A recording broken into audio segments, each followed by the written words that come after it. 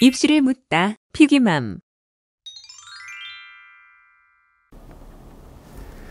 입시뉴스 오늘은 아이들 수능 보는 시간에 어머님 아버님들도 같이 한번 좀 더 살짝 공부해 보면 어떨까 하는 아이템을 한번 잡아봤습니다. 아이들 수능 시험이 끝나자마자 만나게 되는 대입 정시 용어들에 대해서 오늘도 이혜웅 소장님과 함께 풀어보도록 하겠습니다. 이혜웅 소장님 나오셨습니다. 안녕하세요. 안녕하세요. 네. 정확하게 12월 3일 한 6시 정도부터 이제 채점이 시작되잖아요, 그쵸. 소장님. 그때부터 이제 아이들 입에서 툭툭툭툭 튀어나오는데 저게 무슨 외계 언어지? 예를 들어서 뭐 대략 뭐 추합 뭐 2월 인원 이 정도는 좀 들어보셨을 겁니다. 근데 이제 표점, 변환 표점, 환산 점수 요 정도 가면 이게 뭐지? 근데 이 정도는 사실 정시 당락에 있어서 굉장히 결정적인 순간에 많이 나오게 되는 그런 용어들이기 때문에 최소한 개념 정도는 알아두자.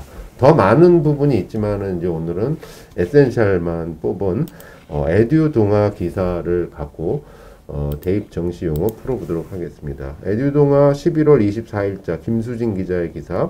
지금 꼭 알아야 할 대입 정시 용어. 거의 7, 8개 정도 정시 용어를 풀어봤는데요. 오늘은 기사 내용보다는 직접 이혜웅 소장님의 현장 이야기를 중심으로 풀어보도록 하겠습니다. 우선 여기서 모집군이라는 얘기부터 한번 풀어나가도록 하겠습니다. 네.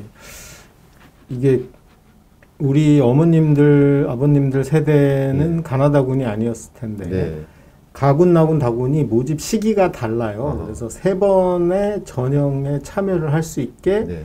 기회를 주는 거죠. 분산을 하는데 네.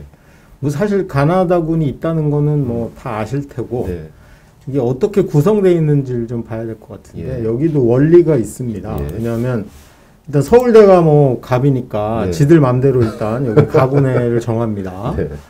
그러면 우리의 연고대는 피해가 도망가죠. 이렇게 나군으로 도망을 갑니다.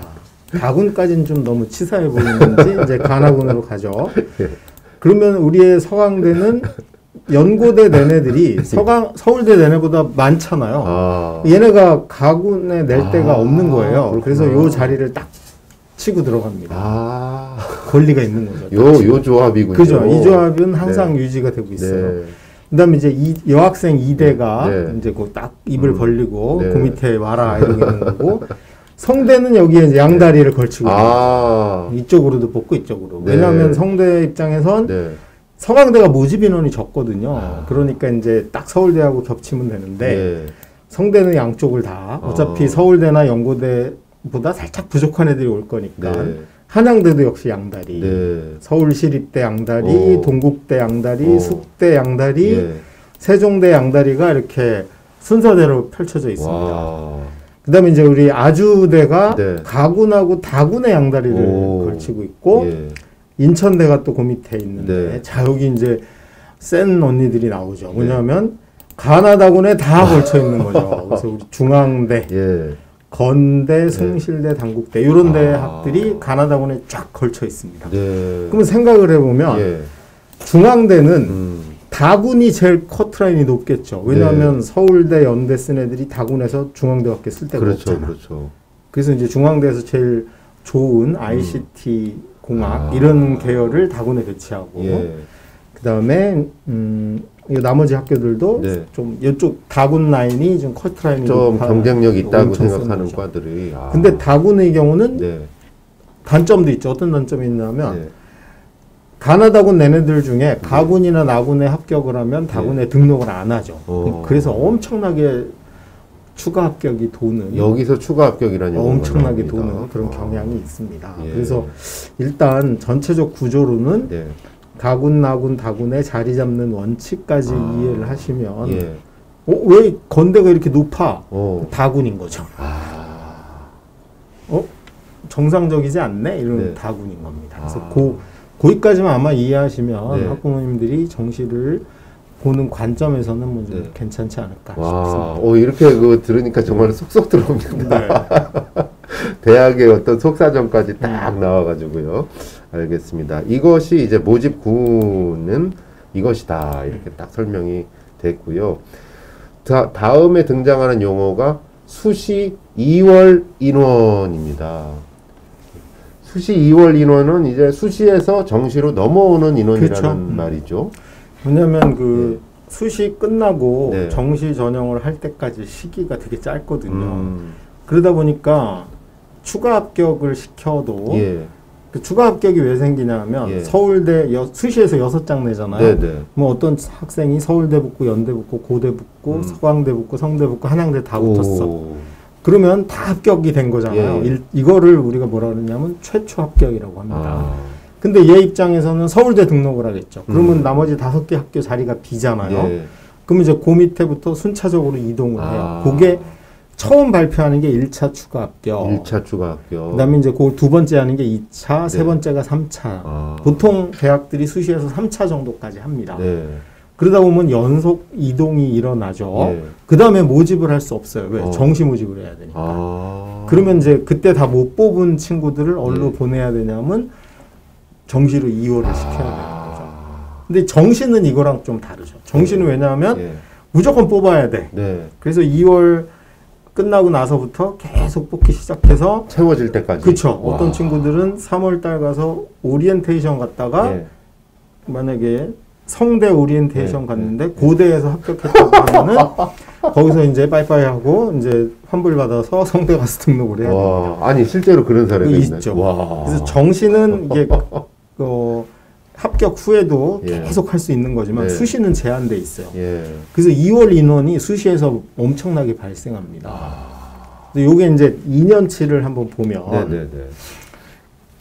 2년치 자료를 한번 보면 예. 서울대의 경우 예. 그러니까 재작년, 작년. 그쵸. 아.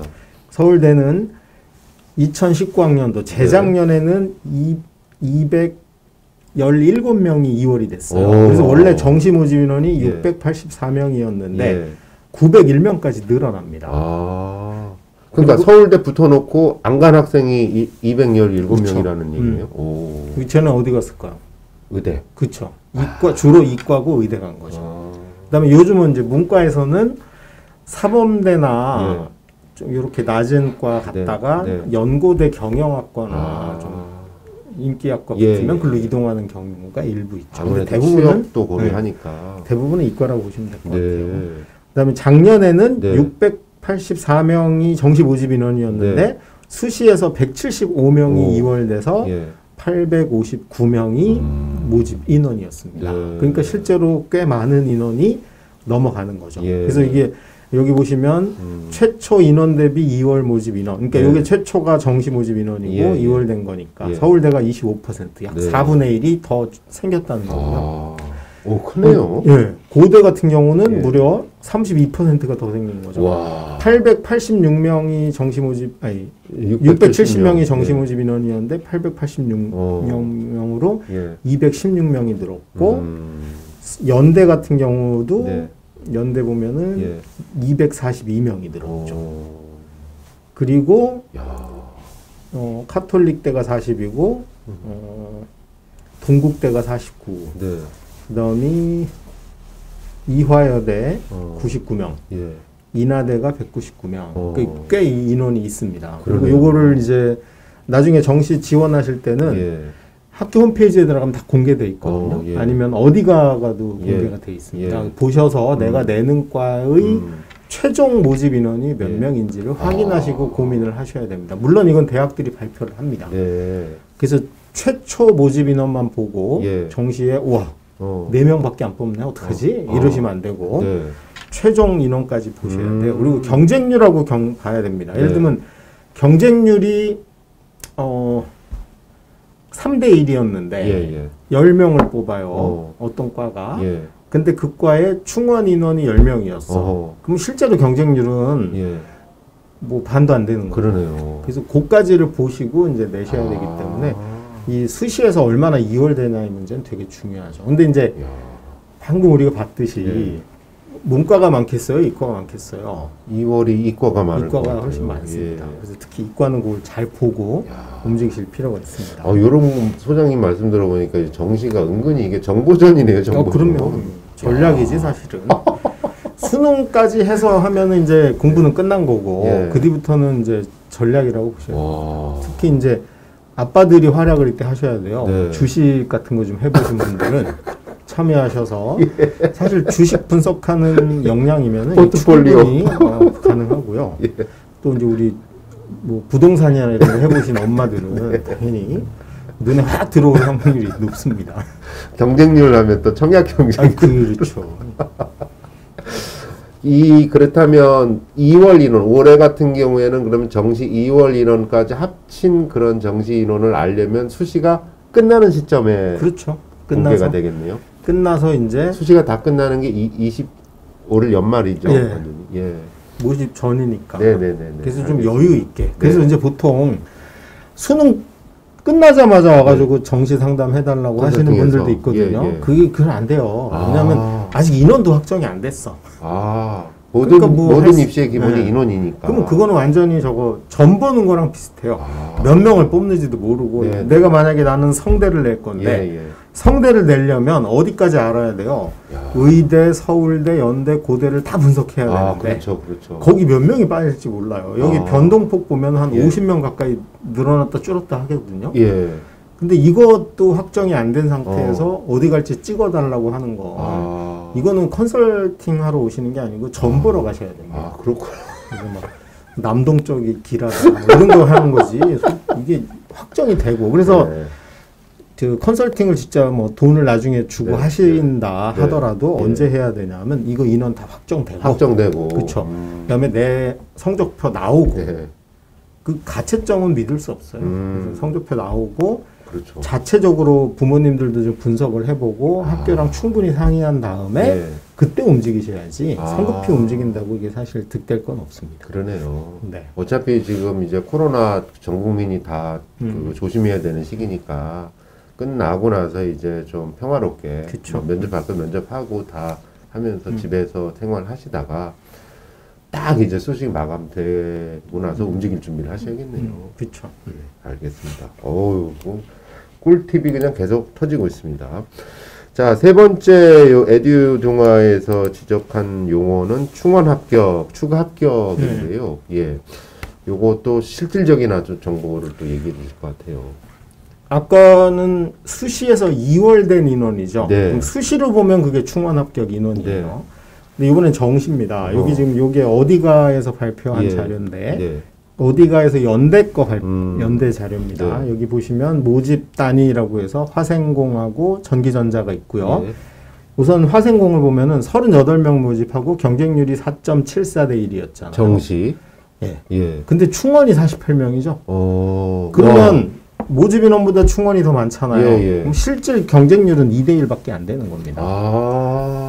그래서 아까 우리가 계속 말씀드렸듯이 경쟁률만 보고 쫄거나 그러지 말고 항상 저 데이터가 네. 최근 3년치 정도는 집에 딱 가지고 있다가 네. 원서를 내면서도 이게 이 정도는 빠지겠구나 예. 보시고 움직여야 되고요. 네. 그랬을 때 이제 최종 등록자라는 건 뭐예요? 역시 1차, 2차, 3차, 4차 추가 합격까지 다 하고 나서 최종 등록자니까 몇 명일까요? 저 연대 화생공의 경우는 38 더하기 48 해야 되잖아요. 예. 그러니까 무려 그러니까 86명. 예. 86명의 70% 컷이에요. 그러니까 86명에서 70%에 해당되는 거니까 네. 뭐 한 70등 가까이 되는. 네. 그러니까 한 65등쯤 그렇죠. 되네요. 그렇죠. 예. 그 정도 학생의 성적이 이렇다. 이게 어디가에 공지된 겁니다. 그래서 국어 100분위가 96%였고 네. 수학도 딱 96%였고 탐구는 1등급이 안 되죠. 93.5%. 평균이 95.33% 정도 되는 친구가 네. 작년에 추합까지 다 해가지고 네. 어쨌든 70% 정도 성적이었다. 아. 여기까지 보시면 사실 어디가 활용하시면 네. 굉장히 얻을 정보들이 많거든요. 그러네요. 컷 정도에 대한 어바우트까지 나올 그렇죠. 수 있겠네요. 그럼 정기정보도 한번 볼까요? 네네네. 정기정보도 85명인데 네. 충원이 106명이에요. 와. 그럼 저 경쟁률은 2대1이 안 되는 거죠. 그렇죠, 사실은. 그렇죠. 예, 예. 2대1이 안 되는 거고. 네. 그 다음에 이제 최종 합격한 총 예. 몇 명이에요? 191명이죠. 191명. 예. 191명 중에 70%쯤 되는 70%. 친구니까 예. 140등, 135등쯤 그렇죠. 예. 되는 친구의 성적이 네. 국어는 97로 1등급이었고 수학은 딱 1등급 컷이죠. 그 원점수는 92점입니다. 네. 두 개 틀린 거. 예. 그다음에 탐구가 94. 거의 비슷하죠. 그래서 95.83 정도가 연대 두 공대에서 가장 인기 있는 두 과에 예. 붙은 정도 성적이다. 아. 이걸 인지하고 가면은 예. 되는데 보통 우리 부모님들이 예. 연대 그러면 경외심이 있는 거예요. 예, 예, 연대는 예. 다 맞아야 간다. 네. 연대를 다 맞고 연대를 왜 갑니까? 그래서 저는 사실 이게 좀 이렇게 데이터를 좀 보면서 움직이면 좀 더 현명한 판단을 할 수 있지 않을까. 예. 왠지 그 수시에서도 워낙 적게 뽑는 학교니까 왠지 정말 그냥 연대 하면 바늘구멍 이런 이미지가 떠올라요, 사실. 아, 근데 어디가만 제대로 분석을 하더라도 그럼요. 탁 나오네요. 이게 연대가 최초로 발표한 겁니다. 그 전까지는 발표하지 않았어요. 네. 그래서 사실 올해 어디가가 예. 서울대부터 예. 상위권 대학은 특히 예. 최초로 이걸 발표한 데가 무지 많거든요. 아. 그러니까 괜히 애매하게 컨설팅 뭐 이런데 예. 저는 사실 돈 쓸 필요는 없지 않을까. 아. 자기가 딱 분석해보고 네. 한 5개나 6개 정도 후보 대학을 선정해가지고 이야. 3년치 쫙 분석해보고 예. 어디가 자료 참고해서 어디 쓰면 어느 정도 되겠구나. 예, 예. 그리고 70%보다 예. 약간 위로 쓰면 어허. 이게 이제 소위 컨설팅 가면 예. 안정 이렇게 나오는 거예요. 음. 거기 보면은 50%도 나오거든요. 네. 그래서 50%면 50% 이상이면 안정이고 네. 50%에서 70% 사이가 어허. 야, 소신 이렇게 예, 나오는 예, 거거든요. 예. 그래서 이제 그 사이 정도에서 이야. 후보를 선정하시고 네. 컨설팅은 이제 돈 내고 하는 거 아니에요. 마지막에 내가 한 게 맞는지 확인하러 가는 거지. 아. 내가 틀렸을 수도 있잖아. 네. 난 처음 해보는 거니까 확인하러 가는 거지. 애초에 아무 준비도 안 하고 그냥 맨입으로 가면 완전히 이거 호갱이죠, 호갱. 어떻게 보면 컨설팅 이 호갱. 방송에서 나오는 용어 해설 정도만 듣고 올 수도 있는. 아, 그렇구나. 그러면은 시기로 보면은 아이들 수능 끝난 다음에는 요 어디가 프로그램을 통해서 이 엄마 아빠들 또 아이와 같이 요런 데이터를 쫙 정리해 놨다가 이제 수시 2월 인원 확정되면 딱 이렇게 전략을 사전 준비가 좀 필요한 거죠. 그러네요. 알겠습니다.